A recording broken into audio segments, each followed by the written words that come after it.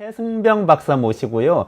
우선 이스라엘과 우크라이나가 각각 미국 대선에서 각각 한 명의 후보씩을 밀고 있다. 이런 이야기를 해주신다는데 무슨 얘기인지 제가 좀 들어보도록 하겠습니다. 어서 오세요, 제 박사님. 네, 안녕하십니까. 안녕하세요. 오늘도 또 이렇게 흥미로운 이야기를 가지고 오셨는데 이게 지금 광복절로 지금 한 주 쉬고 오셨잖아요. 네. 2주 사이에 지금 세상이 사실 뒤집어질 것 같은 느낌이었어요. 그 직전에는 네. 중동에서 뭐 중동 전쟁 벌어진다 그랬는데 아직 그렇게는 안 된 것 같아요. 어떤 상황인지 일단 조금 말씀해 주시고 미 대선하고 연결시킨 이야기도 좀 해주시죠. 네, 뭐 다행입니다. 그나마 원래 뭐 이란이 당연히 지난번에 말씀드렸다시피 테헤란에서 하마스의 수장인 하니에가 이스라엘에 의해서 암살당하는 사건이 벌어져서 그 사건 다음에는 즉시 보복을 하겠다 이런 기세로 막 얘기를 했었는데 국가적인 수치이기도 하고요. 그런데 지금 벌써 뭐 시간이 이렇게 지났는데도 아직 보복을 안 하고 있습니다. 제가 2주 전에도 말씀을 드렸다시피 지금 이란이 이거에 대해서 어떻게 대응을 해야 될지 그 대응 수위나 방법을 놓고서 지금 굉장히 많은 고심을 하고 있을 것이다. 당연히 뭐 지금 마땅한 방법이 없다 그런 말씀을 해드렸는데 그래도 뭐 지난 2주 전에는 설마 그래도 너무 이게 시간이 지나가기 전에 그래도 한 방 날리지 않을까 싶었는데 다행히 2주 동안 아무 일이 없었습니다. 그때 예상하신 게 맞은 것 같네요. 네, 그때 계속 그런 고민에서 헤어나오지 못하는 것 같아요. 그리고 뭐 그저께인가요? 그때는 이제 아예 혁명수비대 대변인이 이란 국영방송에 나와서 이런 좀 난처한 상황을 아예 얘기를 했습니다. 지금 이 보복 대응이 조금 더 늦어질 수도 있겠다. 우리가 안 하는 거는 아닌데 조금 늦어질 수는 있다. 이것도 역시 지금 이런 딜레마를 갖다가 뭐 더 이상 이걸 밝히지 않으면은 국민들도 의아하게 생각할 테니까 일단 뭐 우리가 조금 참고 있다라는 정도로 얘기를 한 것 같습니다. 사실 이게 지금 또 단순히 이렇게 좀 수단이 마땅치 않은 측면도 있겠지만은 제가 보기에는 이거 외에도 미국 대선이 또 큰 영향을 끼치고 있는 것 같습니다. 그렇군요. 어떻게 연결이 되나요? 지금 이게 막 연결이 되는 것이 아무래도 지금 바이든과 지금 바이든을 이어서 해리스가 등장을 하고 그러면서 분위기가 확 바뀌었지 않습니까? 네네. 뭐 트럼프가 당연히 될 줄 알았는데 해리스가 지금 그 지지율에서는 상회하고 있고 물론 아직 변수가 많이 있습니다만은 굉장히 해볼 만한 상황이지 않습니까? 근데 지금 이란 입장에서는 단연코 해리스의 당선이 유리합니다. 아, 그래요? 네. 지금 이번 이란의 새로 이 대통령이 된 분이 뭘 공약으로 내세우고 있냐면은 지금 이란이 계속된 국제사회의 제재로 굉장히 지금 피폐해 있는 상황이기 때문에 지금 이 원인은 우리가 그동안 얘기했던 핵 협상 프로세스가 다 꼬였기 때문이다. 이 부분을 갖다가 지금 해결을 해야 된다라는 부분으로 지금 얘기를 해왔기 때문에 지금 이 부분에서 뭔가 돌파구를 찾으려면은 당연히 해리스가 되는 게 유리하기 때문입니다. 그리고 뭐 이거에 대해서 지금 오히려 당황하고 있는 쪽이 이스라엘이죠. 네. 그래서 트럼프가 될 줄 알고 좋아하고 있다가 당황한 건가요? 그렇죠. 지금 계속 트럼프가 되는 걸 가정을 하고 네타냐후가 지금까지 계속 이렇게 버티고 있었는데 이게 지금 틀어지고 있죠. 지금 그 틀어진 부분이 가자에서도 지금 굉장히 도드라지고 있지 않습니까? 지금 뭐 네타냐후가 가자에서 지금 굉장히 난처한 상황에 처한 걸 잘 아시고 계실 겁니다. 제가 계속 말씀드렸다시피 이걸 빨리 하마스를 갖다가 다 없애버리고 전쟁을 빨리 끝내는 게 목표였는데 그래서 네타냐후도 딱 다시 기사회생하는 게 목표였는데 지금 가자에서 하마스가 완전히 소탕이 안 되면서 계속 지금 질질 끌게 되고 국제사회의 비난이 떨어지고 있지 않습니까? 지금 바이든도 이것 때문에 굉장히 그동안 기분이 나빠갖고 그래서 지금 이번에 바이든이 아예 이번에 그냥 그만두기로 한 거 해서 아예 홀가분하게 이번에 나의 마지막 치적으로 가자 지구의 평화만은 챙기고 가겠다라고 해서 지금 또 블링컨을 계속 파견해갖고 가자 지구의 평화를 다시 이제 불러오게 압박을 하고 있지 않습니까? 블링컨 국무장관을 보내서 좀 어떻게 중재를 하려고 하는 건가요? 계속 지금 중재를 하고 있죠. 뭔가 좀 휴전을 하고 인질 좀 양쪽에서 석방을 하고 그런 다음에 이제 진짜 평화 프로세스로 가자라고 하고 있는데 최근에 뭔가 좀 진전이 있어 보이긴 했습니다. 여기서 지금 보시면은 얼마 전에 블링컨 장관이 네타냐후를 찾아가서 막 우리의 새로운 중재안을 갖다가 열심히 설득을 해갖고 네타냐후가 받아들이겠습니다 아, 그래요? 네, 그렇게 발표를 했어요. 그러면서 이제 하마스 너희 차례다. 이 하마스가 이제 이걸 수용해라라고 하면서 이게 마지막 기회니까 제발 들어라고 하고 있습니다. 그 중재안 내용이 뭐죠? 네, 이 블링컨의 중재안이 크게 3단계로 이루어져 있습니다. 첫 번째는 일단 6주 휴전부터 가지자. 일단 무기를 내려놓고 이스라엘은 지금 가자에서도 인구 밀집 지역이 있는데 여기서 일단 철군을 해라. 그러면은 하마스는 인질 중에서 아무래도 좀 지금 상태가 안 좋은 그런 분들부터 빨리 일부 석방을 하고 그 다음에 이게 완료가 되면은 그 다음에 하마스 쪽에서 인질을 전원 석방하고 지금 살아있는 인질들을 전원 석방하고 이스라엘군도 가자 지구에서 완전히 철수한다. 그래서 신뢰가 쌓이면은 이제 3단계는 이 또 이미 돌아가신 그런 인질분들까지 시신까지 완전히 다 이 하마스에선 넘겨주고 그리고 이스라엘은 가자 지구의 재건에 협조한다. 이런 방향으로 3단계로 진행하기로 했습니다. 그렇게 중재안을 제시하고 네타냐후도 받아들여서 이스라엘도 하기로 했는데 네. 그럼 그 다음은 하마스가 받아들여야 될 차례네요. 어떤 반응이에요? 그런데 하마스는 이걸 거부하고 있습니다. 아, 그래요? 왜 그렇죠? 우리가 여기까지만 듣고 보면은 뭐 이거에 대해서 나쁘지 않아 보이는데 라는 생각이 드시겠지만은 항상 이 악마는 디테일 속에 숨어 있다는 얘기가 있죠. 이 디테일을 보면은 하마스가 받아들이기 어려운 부분이 있습니다. 그래요? 어디죠? 1단계에서 보면은 인구 밀집 지역에서 이스라엘군이 철수한다고 돼 있잖아요. 네네. 근데 정확히 어디서 어디까지 철수하느냐가 이제 쟁점입니다, 지금. 아무래도 이게 지금 네타냐후와 하마스의 입장을 잘 생각해 보셔야 될 것 같은데요. 네타냐후와 이 내각 내 강경파들의 요구는 이 기회에 하마스를 완전히 발본색원하는 것이 목적입니다. 근데 지금까지 보면은 지금까지의 군사 작전은 이게 거의 불가능하다는 게 입증이 됐죠. 그러니까 겉으로 보이는 불씨는 꺼져 보이는데 그 잿더미 밑에서 지금 아직 불씨가 살아남아 있는 지금 그런 상황입니다. 그러니까 지금 여기서 지금 계속 불 끈다고 해봤자 더 이상 진전이 없는 거죠.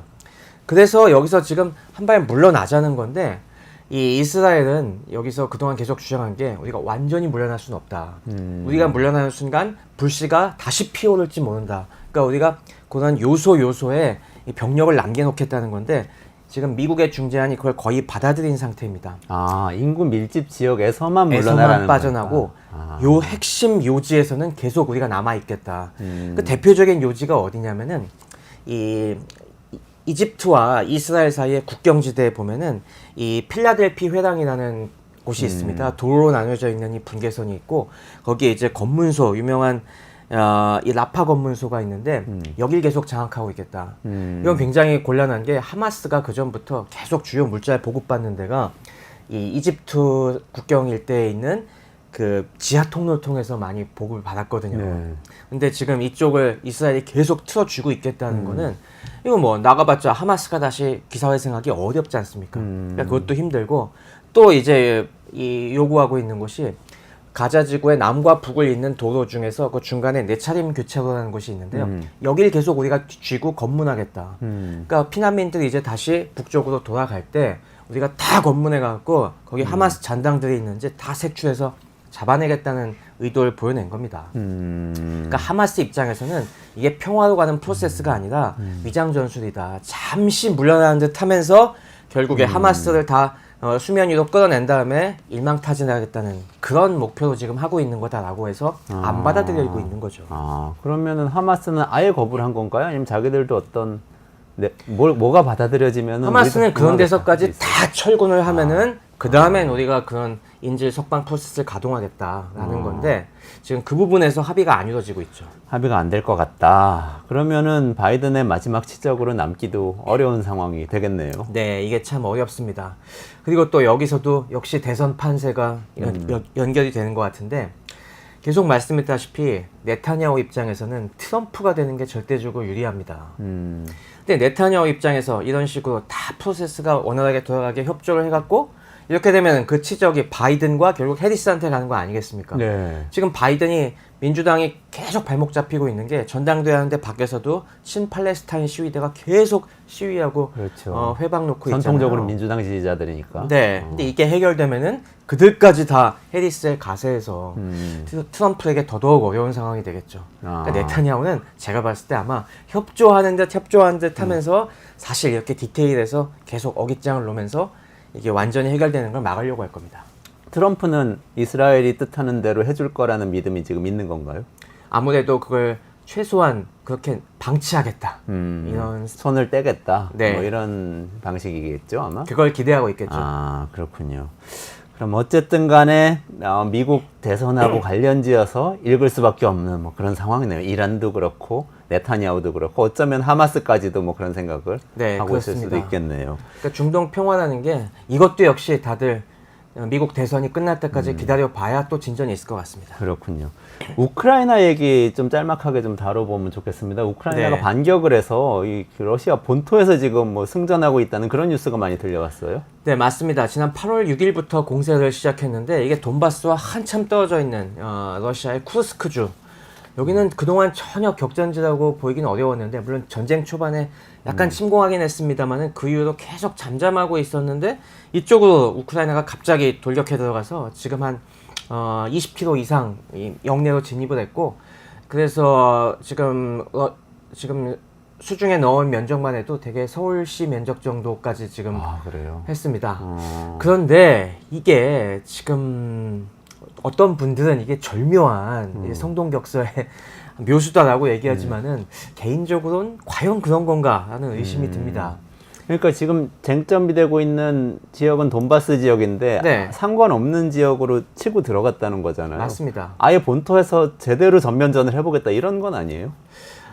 지금 그러면은 좋겠는데 지금 그러려면은 여기서부터 아무래도 핵심이 모스크바니까 모스크바 가까이 지금 굉장히 많은 길을 갖다가 계속 치고 들어가야 되는데 지금 한 20-30km 들어간 다음에 더 아주 심각한 진격은 하지 않고 있어요. 그래서 아무래도 우크라이나군이 이렇게 아주 깊숙하게 러시아로 진입하기에는 아직 전력이라든가 많은 부분이 이제 부족한 것이 현실인 것 같고 이게 러시아가 땅이 좀 넓습니까? 이렇게 넓은 나라에서 사실 뭐 서울시 면적이라고 하니까 우리나라 보면 되게 큰 것 같은데 러시아 전체 지도를 놓고 보면은 약간 흠집남 정도밖에 안 됩니다. 그래서 이게 도대체 전략적으로 무슨 의미가 있는 것인가라는 것에서 지금 설왕설래하고 있는데요. 젤렌스키가 얼마 전에 이제 그거에 대해서 일부 설명은 하긴 했습니다. 이게 뭐 러시아를 갖다가 완전히 모스크바까지 치고 들어갈 생각은 없고 이게 결국에 앞으로 협상 국면에서 우리가 협상의 패 전략적 카드로 쓰기 위해서 지금 장악을 하고 있는 것이다. 결국에 휴전 협상을 하게 되면은 결국에 서로 지금까지 점령한 영토를 놓고서 이만큼 양보할 테니까 이만큼 다오 이런 식으로 흥정이 계속될 텐데 우크라이나 입장에서도 러시아 영토를 이만큼 우리가 갖고 있으니까 지금 돈바스에서 이만큼 물러나라 라고 이제 협상을 하기 위해서 어느 정도 지금 장악했다고 보이는 것이고요. 이것도 이제 최근에 젤렌스키가 우크라이나 재외공관장을 소집한 회의를 해갖고 여기서 또 계속 얘기한 것이 서방에서 지금 지원한 여러 가지 장거리 미사일들이 있습니다. 러시아 후방 몇백 킬로미터를 타격할 수 있는 것들이 있는데 지금은 이게 제한이 걸려 있어요. 러시아 본토는 공격하지 말고 지금 러시아가 들어온 돈바스라든가 이런 쪽에 우크라이나 영토에서만 써라 라고 지금 이걸 제한을 걸고 있거든요. 이걸 풀어달라고 지금 얘기하라는 겁니다. 지금 이거 봐라, 우리는 능력이 있는데 너희가 자꾸 제한을 거니까 지금 공격을 못하고 있다. 그러니까 좀 풀어달라. 이거는 또 말이 된다고 봅니다. 지금 이게 만약에 러시아군 후방을 때릴 수가 있으면은 이 장거리 미사일들이 굉장히 위력이 강하거든요. 아주 정밀 무기이기 때문에. 그래서 이 부분을 통해서 러시아에게 좀 더 심각한 피해를 입힐 수 있다. 이 부분에 뭔가 족쇄를 풀기 위한 또 카드였나 아닌가 싶습니다.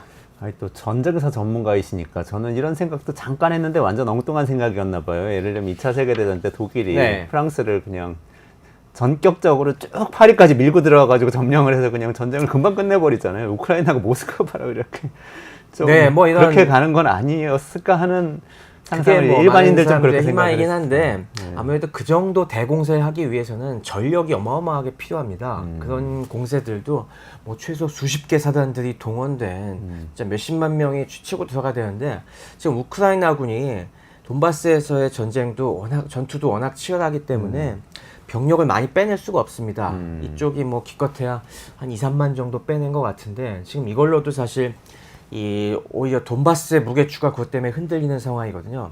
돈바스에서 이 주 병력이 빠져서 그쪽을 공격하니까 러시아가 지금 오히려 역공으로 돈바스 쪽을 더 공격을 가열차게 하고 있습니다. 그래서 지금 전략적 요지들이 많이 넘어갈 위기에 있는데 이런 걸 보면은 이게 참 그런 식으로 대공세 펴는 거는 지금 우크라이나의 역량 밖의 일인 것 같습니다. 그렇군요. 안 되는 거군요. 그러면 이것도 혹시 아까 협상을 얘기하시니까 휴전 협상에서 유리한 국면, 근데 휴전 협상에 또 미국이 영향을 많이 끼치잖아요. 근데 그렇죠. 미국이 또 누가 대통령이 되느냐에 따라서 맞습니다. 이것도 달라지잖아요. 이 관련이 있어요. 이것도 대선과 관계가 있다고 저는 봅니다. 지금 우크라이나는 지금 시간에 쫓기고 있는 것이 11월 역시 미 대선이 기점이다. 여기서 트럼프가 되면은 트럼프 계속 얘기하는 게 당장 전쟁 끝내겠다 계속 당선되면 바로 왔으니까. 끝내겠다고 그러죠. 11월 이후까지 기다리면은 그 다음엔 반격을 할 여지도 없는 겁니다. 그러니까 11월까지는 뭔가 성과가 나와야 되고 상황에 뭔가 변화를 줘야 되니까 야 돈바스에서는 아무리 해도 지금 안 되니 다른 쪽에서 뭔가 탈출구를 찾아보자 라고 했던 것 같습니다. 반면 러시아 입장에서는 지금 최대한 기다려보자 일단은 막아내면서 또 그런 속셈인 것 같습니다. 근데 그 러시아는 병력이 많은데 쿠르스크주 그쪽을 수복하려는 노력은 안 하나요? 근데 그렇게까지 병력이 많지는 않습니다. 러시아도 계속 얘기했다시피 러시아도 지금 전선에 안 나가려고 해요. 다들 그냥 인구가 많다 보니 그나마 보낼 수 있는 사람이 많은 거지. 상당수 일반적인 병사들은 안 가려고 하고 원래 여기는 부차적인 전선이라서 그래서 징집병들을 보냈는데 자원병들이 아니라 이번에 징집병들이 또 거기서 갑자기 된성이 맞고 잡혀가니까 또 그 부모들이 지금 우리 자식 제발 좀 어떻게 돌려달라고 난리지 않습니까? 용병들이 싸울 때까진 괜찮았는데 자국 국민들을 막 징집해 또 돈 받고 일하겠다고 하는 사람들이 왔을 뭐 때. 자원병들이나 지금 이 돈바스에서 열심히 싸우는 거지. 딴 데에선 열심히 싸울 여린 없습니다. 어쨌거나 전쟁이 많은 사람들을 또 불행하게 만들고 있는데요. 또 이 이스라엘 얘기, 우크라이나 얘기는 미국 대선하고 관련지어서 계속 지켜봐야 될 것 같습니다. 네.